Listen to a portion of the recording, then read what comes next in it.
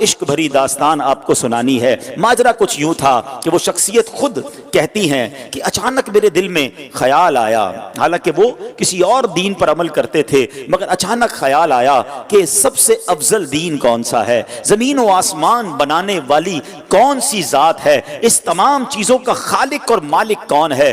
وہ کہتے ہیں کہ میں اس زمانے میں ایک راہب تھے، میں تلاش کر کے ان کے پاس پہنچا اور ان سے کہا کہ ذرا یہ تو بتائیے اس پوری دنیا میں سب سے افضل دین کون سا ہے۔ تو وہ راہب کو کہتے ہیں کہ تجھے یہ اچانک بات کہاں سے سوجھ گئی؟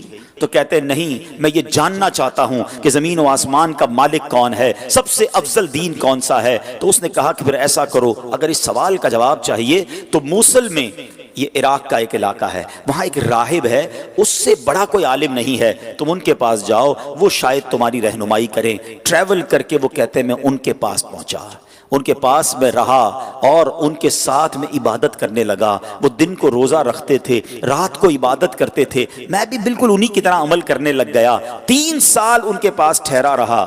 اب ان کے وصال کا وقت قریب آ گیا۔ میں نے کہا آپ تو دنیا سے جا رہے ہیں، مجھے بتائیں اب میں کدھر جاؤں؟ کہتے ہیں مشرق میں تو کسی ایسے شخص کو نہیں جانتا جو اس دین کا کاربند ہو جس پر میں عمل کرتا ہوں، ہاں البتہ جزیرہ عرب کے پاس ایک راہب ہے، اس کے پاس چلے جاؤ اور اسے میرا سلام کہنا۔ آپ فرماتے ہیں میں اس عالم کے پاس چلا آیا، اس کے انتقال تک اس کے ساتھ رہا۔ اب جب اس کی وفات کی خبر ہوئی تو اب 3 سال کے بعد میں نے کہا اب مجھے آپ کس کے پاس جانے دیتے ہیں، آپ کی انتقال کا وقت قریب آ گیا ہے۔ وہ کہتے ہیں میں پوری دنیا میں اور کسی کو تو نہیں جانتا، البتہ اموریہ میں ایک بڑی عمر کا عالم ہے، پتہ نہیں تم اس سے مل بھی سکو گے کہ نہیں۔ بہرحال وہ کہتے ہیں اس راہب کا انتقال ہوا، میں اموریہ کا سفر کیا، حق کی تلاش ہے، دین حق کی تلاش ہے، خالق و مالک کی تلاش ہے، ایک شہر سے دوسرے شہر کا سفر ہے۔ اب وہ اموریہ پہنچتے ہیں، وہاں بھی کچھ عرصہ رہا، اب ان کے انتقال کا وقت بھی قریب آ گیا۔ کہتا ہے اب آپ مجھے کس کے پاس بھیجتے ہیں؟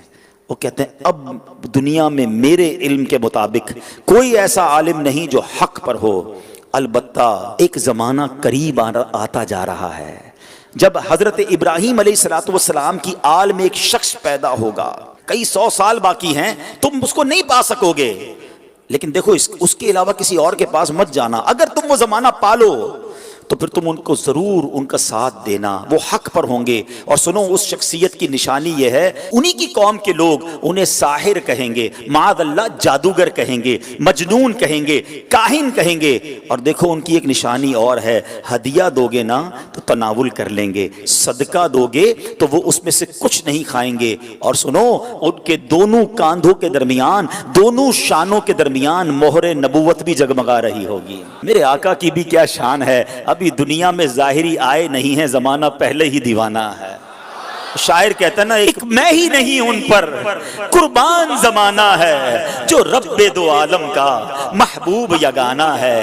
آقا کا پتہ بتا دیا، مگر کب آئیں گے، کدھر آئیں گے، کہتے کچھ پتہ نہ تھا۔ اب وہ شخصیت کہتے ہیں کہ میں انتظار کرتا رہا، آخر ایک بستی کی طرف ایک قافلہ جا رہا ہے، عرب کی ایک وادی ہے، کھجوروں کی وادی ہے، یاد رہے ابھی لفظ مدینہ اس شہر کو مدینہ کہا نہیں جاتا تھا، اس کے پہلے کئی اور نام تھے۔ کہتے ہیں قافلہ جا رہا تھا، میں نے ان سے پوچھا تم لوگ کون ہو؟ وہ کہنے لگے ہم اس بستی کی طرف جا رہے ہیں جس بستی کا اشارہ اس راہب نے دیا تھا، آسان لفظوں میں سمجھ لو وہ قافلہ مدینے کو جا رہا تھا۔ کہتے ہیں کہ ہم وہاں تجارت کرنے کے لیے جا رہے ہیں، ہم وہاں تجارت کرتے تھے، لیکن وہاں آل ابراہیم میں سے ایک شخص پیدا ہوا ہے، اس کی قوم اس کے قتل کے در پہ ہے، جس کی وجہ سے وہ ہجرت کر کے ہمارے شہر میں آ گیا ہے، ہمیں ڈر ہے کہ کہیں وہ ہماری تجارت کو روک نہ دے۔ اب سنو مدینے پر اس کو کنٹرول حاصل ہو گیا ہے، معاذ اللہ وہ قافلے والے نبی پاک علیہ السلام کے خلاف باتیں کر رہے تھے،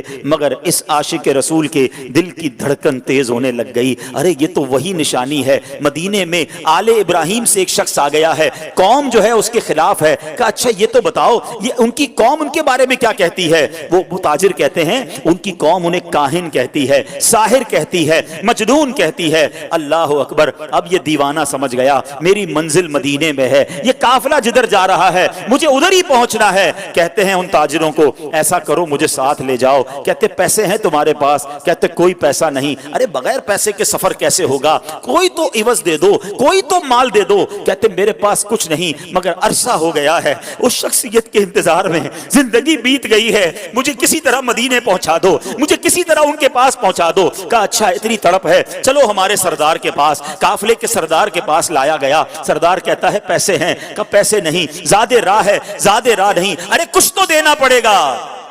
کہ میرے پاس اور تو کچھ نہیں ہے، ایسا کرو مجھے ہی خرید لو، مجھے غلام بنا لو، تمہاری خدمت کرتا رہوں گا، کسی طرح مدینے لے جاؤ۔ سنو میرے پیارے اسلامی بھائیوں، صدیوں پرانی داستان ہے۔ ایک دیوانہ آقا کی یاد میں تڑپ رہا ہے، انہیں دنیا کے کونے کونے میں تلاش کر رہا ہے۔ اب تاجر کہتے چلو تمہیں غلام بناتے ہیں۔ ایک بار نہیں، دو بار نہیں، بتایا جاتا ہے شہر مدینہ تک پہنچتے پہنچتے یہ دیوانہ 10 بار بکتا گیا۔ غلام مصطفیٰ بن کر میں بک جاؤں مدینے میں، محمد نام پر سودا سرے بازار ہو جائے، بے دام ہی بک جائیے بازار نبی میں، اس شان کے سودے میں خسارے نہیں ہوتے۔ یہ غلام بن کر بکتے رہے، بالآخر 10 بار بکنے کے بعد یہ دیوانہ مدینے تو پہنچ گیا، مگر راستہ نہیں پتا جانا کدھر ہے۔ اچھا یہ جو شخصیت ہے نا، ان کی زبان بھی عربی نہیں تھی، کوئی اس پورے شہر میں ان کی زبان جانتا ہی نہیں تھا۔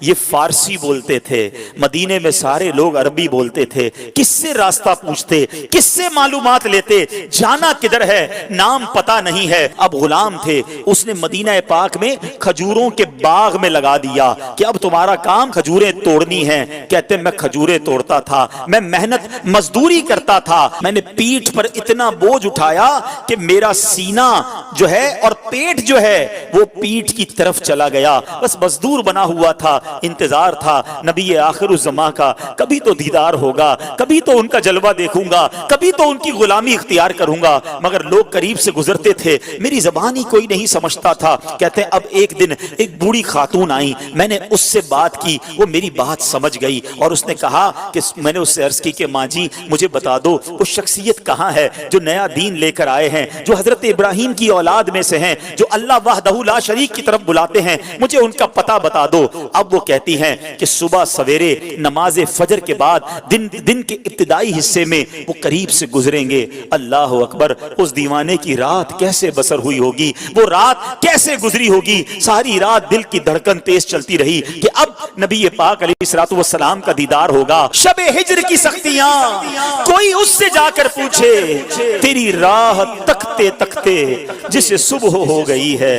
ساری رات جلوہ جانا کا تصور ہے، کیسی شخصیت ہوگی، چہرہ کیسا ہوگا، مسکراہٹ کیسی ہوگی، اللہ کے حبیب دکھتے کیسے ہوں گے، میں ان کا غلام بنوں گا، کیا مجھے قبول بھی فرمائیں گے کہ نہیں۔ وہ رات گزر گئی اور جب صبح ہوتی ہے تو پیارے آقا علیہ الصلوۃ والسلام قریب سے گزرتے ہیں، فوراً کھجوروں کا ایک چھوٹا سا حصہ لے کر آقا کی بارگاہ میں جاتے ہیں۔ کہتے ہیں حضور آپ کے لیے تحفہ لایا ہوں۔ ارشاد ہوا بتاؤ کیا یہ صدقہ ہے؟ کہتے ہیں جی حضور صدقہ ہے۔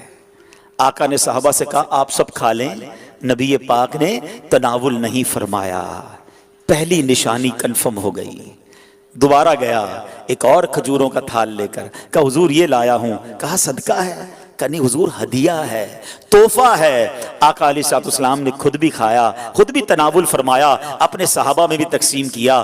دوسری نشانی پوری ہو گئی۔ اب دل بیتاب ہے کہ مہر نبوت دیکھنی ہے۔ راہب نے بتایا تھا کہ دونوں کاندھوں کے درمیان ایک بڑی خوبصورت سی مہر نبوت، حدیث کی کتابوں میں لکھا ہے کبوتر کے انڈے کی طرح نبی پاک کی پیٹھ مبارک پر دونوں شانوں کے درمیان مہر نبوت تھی۔ اب آقا علیہ الصلوۃ والسلام 2 چادریں پہنا کرتے تھے، چادر پہنی ہوئی ہے۔ اب وہ شخصیت کہتے کبھی میں دائیں جا کر دیکھنے کی کوشش کرتا، چادر تھی اس لیے دیکھ نہیں پاتا تھا۔ اللہ اکبر، نبی پاک میری طرف دیکھ کر مسکرائے۔ آقا نے سمجھ لیا کہ میں کیا دیکھنا چاہتا ہوں۔ نبی پاک نے اپنی مبارک چادر اتاری، کہا جو ڈھونڈ رہے ہو، جو دیکھنا چاہتے ہو آؤ دیکھ لو۔ وہ دیوانہ کہتا ہے میں دوڑتا ہوا گیا، مہر نبوت دیکھی اور نبی پاک کی پیٹھ سے لپٹ گیا، چومنے لگ گیا۔ کہ حضور آپ کی تلاش میں مارا پھر رہا ہوں، بہت عرصہ ہو گیا ہے हुजूर बहुत देर से आपको तलाश कर रहा हूं, आका अब आपके कदमों में आ गया हूं, अपनी गुलामी में कबूल फरमा लीजिए। अल्लाह अकबर। नबी पाक अलैहिस्सलातु वस्सलाम ने